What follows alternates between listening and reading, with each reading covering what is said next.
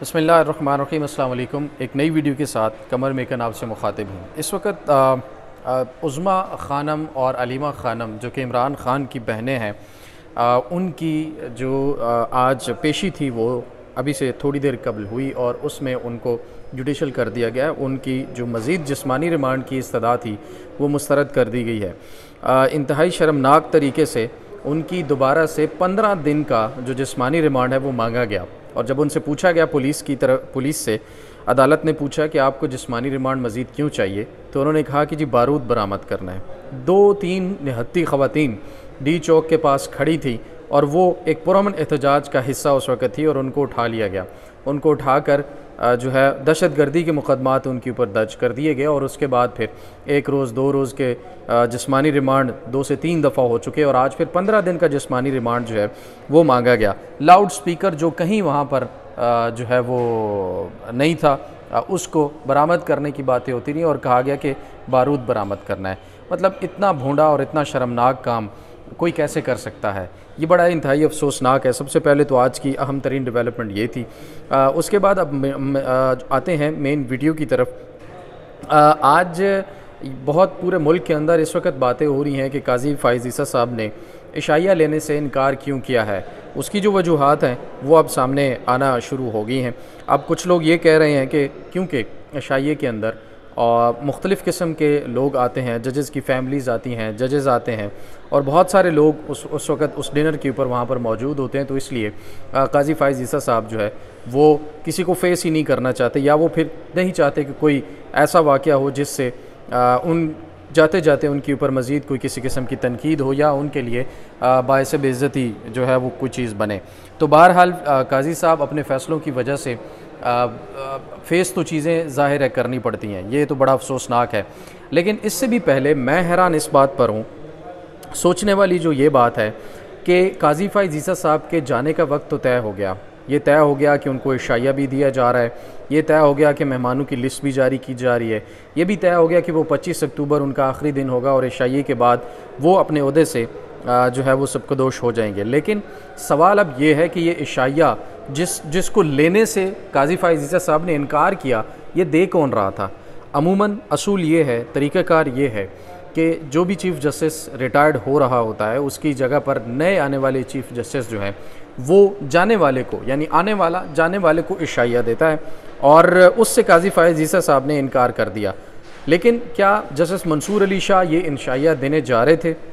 इसकी अभी तक किसी किस्म की इस खबर की तौसीक जो है वो कहीं से भी नहीं हो सकी। और बताया ये भी जा रहा है कि सुप्रीम कोर्ट बार की तरफ से जो इशाइये की दावत थी वो भी ख़ुद साख्ता किस्म की दावत है। इसको ख़ुद साख्ता ही कहेंगे क्योंकि वो सुप्रीम कोर्ट के अंदर जो रजीम काजी फ़ाइज़ ईसा थी उसी का एक हिस्सा सुप्रीम कोर्ट बार भी थी। हर मामले में उनके साथ मौजूद रही, हर सही गलत फ़ैसले में उनको प्रोटेक्ट करती नज़र आई। तो वो एक इशाइया जो है वो काजी फ़ाइज़ ईसा साहब ने लेने से मना नहीं किया, उसको कबूल किया और वो 24 तारीख को अब होने जा रहा है। बहरहाल फुल कोर्ट रेफरेंस जो है वो भी 25 तारीख को होगा और उसके बाद काजी फ़ाइज़ ईसा रिटायर्ड हो जाएंगे। लेकिन जो मेन सवाल यहाँ पर पैदा होता है कि जो इशाइया है वो क्या जस्टिस मंसूर अली शाह दे रहे थे, इसकी खबर की इसलिए भी तौसीक नहीं हो रही कि देखिए जस्टिस मंसूर अली शाह साहब का नोटिफिकेशन अभी तक नहीं हुआ। एक चीफ़ जस्टिस काजी फ़ाइज़ ईसा जो कि जा रहे हैं छोड़कर अपने ओहदे को और उनका रिटायरमेंट का वक्त जो है वो करीब आता जा रहा है और उनके जाने का ऐलान तो किया जा रहा है, लेकिन जस्टिस मंसूर अली शाह का नोटिफिकेशन क्यों जारी नहीं किया जा रहा। इस वक्त सुप्रीम कोर्ट के अंदर जो हालात हैं, जो एक अनसर्टेनिटी है, जो एक तज़ब्ज़ुब है लोगों में, जो बातें चहमगोइयाँ यहाँ पर हो रही हैं वो इंतहाई अफसोसनाक है कि आप जाने वाले को तो भेज रहे हैं लेकिन नए आने वाले का नोटिफिकेशन जो है वो जारी नहीं कर रहे। इस पर आर्टिकल 176 जो है वो बिल्कुल वाज़ेह है। वो ये कहता है कि सुप्रीम कोर्ट कंप्लीट ही तब होती है जब उसका चीफ़ जस्टिस हो। तो 25 अक्टूबर तक तो चीफ़ जस्टिस काजी फ़ाइज़ ईसा साहब हैं तो सुप्रीम कोर्ट कंप्लीट है। लेकिन क्या ही अच्छा होता कि काजी फ़ाइज़ ईसा साहब के जाने की ख़बरें बाद में आती और उससे पहले नए आने वाले चीफ़ जस्टिस मंसूर अली शाह का नोटिफिकेशन कर दिया जाता, क्योंकि इस वक्त जो इबहम है लोगों के दिलों के अंदर और जो आइनी तरमीम की खातिर जो बातें हो रही हैं, अब उन चीज़ों के अंदर वाज़े तौर पर जो है वो सच्चाई नज़र आती है कि काजी फ़ाइज़ ईसा सिस्टम के लिए कुछ भी ख़तरा नहीं थे। सिस्टम को ख़तरा असल जो है वो जस्टिस मंसूर अली शाह से है, और सिस्टम इस वक्त ये चाहता है कि जस्टिस मंसूर अली शाह का किसी न किसी तरह से रास्ता रोका जाए। रास्ता किस तरह से रोका जाएगा इसके ऊपर अभी भी प्लान जो हैं वो जारी हैं, मीटिंग्स जो हैं वो जारी हैं। इसके ऊपर जितनी भी प्रोपोगेंडा, अपने लोग प्रोपोगेंडा भी इस वक्त इसके ऊपर बहुत बड़ी एक कम्युनिटी ऐसी है जो टाउट किस्म के साफ़ी हज़रात भी उसमें शामिल हैं, वो प्रोपोगेंडा ये वाला कर रहे हैं। और दूसरी तरफ तहरीक इंसाफ भी एहतजाज पर जो है वो पर तोल रही है। दोबारा से 15 तारीख को उन्होंने भी एहतजाज का ऐलान कर दिया। तो कहीं ना कहीं ये बात जो है कंफर्म होती हुई नज़र आ रही है कि हुकूमत अभी भी, चीफ़ जस्टिस काजी फ़ाइज़ ईसा तो जा रहे हैं, ये हुकूमत को भी कंफर्म है और बाकी अब आवाम को भी कंफर्म होता जा रहा है, लेकिन नए आने वाले चीफ़ जस्टिस का रास्ता रोकने के लिए जो है इस वक्त ग्राउंड सेट करने की कोशिश की जा रही है। क्योंकि एक तो आइनी तरमीम की जो बातें हो रही हैं उसमें आइनी कोर्ट की बातें हो रही हैं, और उसके साथ साथ इस वक्त जो तहरीक इंसाफ की तरफ से एहतजाज है, ज़ाहिर है तहरीक इंसाफ के अंदर भी इस चीज़ के ऊपर खुलबली ज़रूर इस वक्त मौजूद है कि आखिर हुकूमत क्या करने जा रही है उस आइनी तरमीम के बाद। क्या इसी तरह से अदालतें अपना काम जारी रखें या फिर अदालतों के ऊपर और इस जुडिशल सिस्टम के ऊपर शब खून मारने के लिए एक नया जो आइनी अदालत बनाने का जो एक मामला किया जा रहा है वो कामयाब हो पाएगा। तो इसको रोकने के लिए शायद अब तहरीक इंसाफ भी अपनी कोशिशें जारी रखे हुए। बहरहाल अभी एक जिस वक्त हम बात कर रहे हैं तकरीबन हमारे पास 2:38 है और इस वक्त भी एक अहम तरीन मीटिंग जो है वो जारी है, जिसमें ख़बर ये आ रही है कि मौलाना फजलुर रहमान ने अपना जो आइनी मुसव्वदा है वो हुकूमत को दे दिया है। ये बड़ा हैरानकुन होगा कि उस मुसव्वदे के अंदर क्या है। पहले ये था कि आइनी बेंच जो है वो बनाया जाएगा, लेकिन अब ये ख़बर सामने आ रही है कि मौलाना फजलुर रहमान भी आइनी अदालत के ऊपर जो है वो रज़ामंद हो चुके हैं और उनके मुसव्वदे के अंदर ये चीज़ आज शामिल है। मज़ीद जैसे ही मुसव्वदा हमारे सामने आएगा उसके ऊपर जो भी अपडेट्स होंगी वो भी आपके सामने रखेंगे।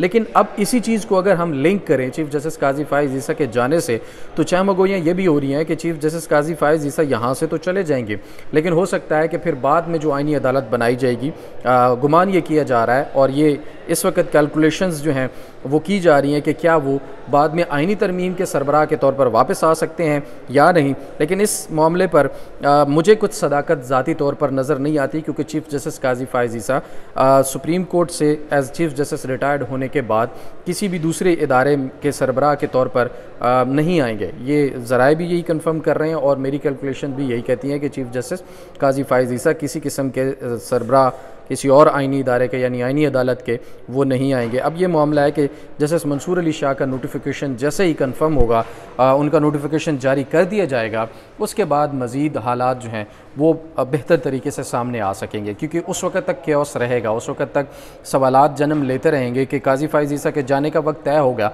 लेकिन नए आने वाले चीफ़ जस्टिस का नोटिफिकेशन क्यों जारी नहीं किया जा रहा।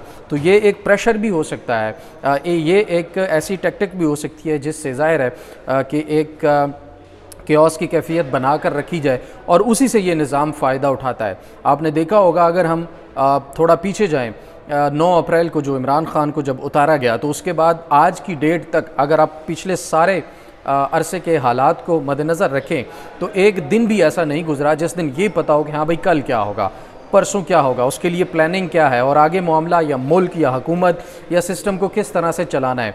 डंग टपाऊ प्रोग्राम हमेशा चलाया गया, हमेशा शाम को जो है वो नहीं पता होता था कि सुबह क्या करना है और सुबह के हिसाब से घंटों के हिसाब से प्लानिंग की जाती है। इस तरह से मुल्क आगे नहीं चल सकते। ये जो मुल्क चल रहा है उसको सिस्टम के मुताबिक, अपने निज़ाम के मुताबिक, आइनी कानूनी तौर तरीक़ों के मुताबिक, रूल ऑफ लॉ के मुताबिक ही चलाया जा सकता है और उसमें अगर कोई बेहतरी के लिए चेंजेस करना भी हैं तो उसके लिए भी आइनी और कानूनी तरीक़ाकार मौजूद हैं। जबकि पिछले 3 साल से तकरीबन 3 साल होने वाले हैं, ये तमाम का तमाम निज़ाम बिल्डोज़ करके चलाया जा रहा है। कई बार आइन शिकनियाँ हो चुकी हैं, कई बार आइन और कानून को एक तरफ रख कर फैसले किए गए और वो अभी तक जारी सारी हैं। तो इसलिए इस हिजानी कैफियत को ख़त्म करने के लिए सबसे पहले मेरे ख्याल में इस वक्त अगर काजी फ़ाइज़ ईसा साहब 25 को जा रहे हैं, जो कि जा रहे हैं, तो फिर जस्टिस मंसूर अली शाह का नोटिफिकेशन जल्द से जल्द जो है वो जारी हो जाना चाहिए, ताकि सुप्रीम कोर्ट के अंदर, जजेस के अंदर, आवाम के अंदर जो इस वक्त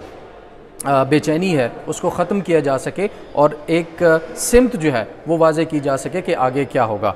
तो बहरहाल देखते हैं कि अब इस मामले के ऊपर मज़ीद क्या अपडेट्स आती हैं, मुसव्विदा उसमें क्या है, और ये हुकूमतें, इस वक्त हुकूमत में मौजूद जमातें किस किस्म के मुसव्विदे पर बैठ कर ये अगला लाए अमल तय करती हैं, ये बड़ा अहम होगा। बहरहाल आइनी तरमीम के लिए नून लीग के अपने बंदे, जैसे कि हमने बताया था, वो राज़ी नहीं है। तो फिर अगर वो राज़ी नहीं है तो फिर आइनी तरमीम होती हुई भी हमें नज़र नहीं आ रही किसी सूरत भी। तो बहरहाल बहुत सारी चीज़ें और बहुत सारी कन्फ्यूजन इस वक्त तमाम सिस्टम के अंदर भी लोगों को मौजूद है। किसी को नहीं पता कि क्या होने वाला है और क्या होने जा रहा है। बहरहाल जो भी अपडेट्स होंगी उससे आपको मज़ीद आगाह करते रहेंगे। अभी तक के लिए इतना ही। अल्लाह ने के बान।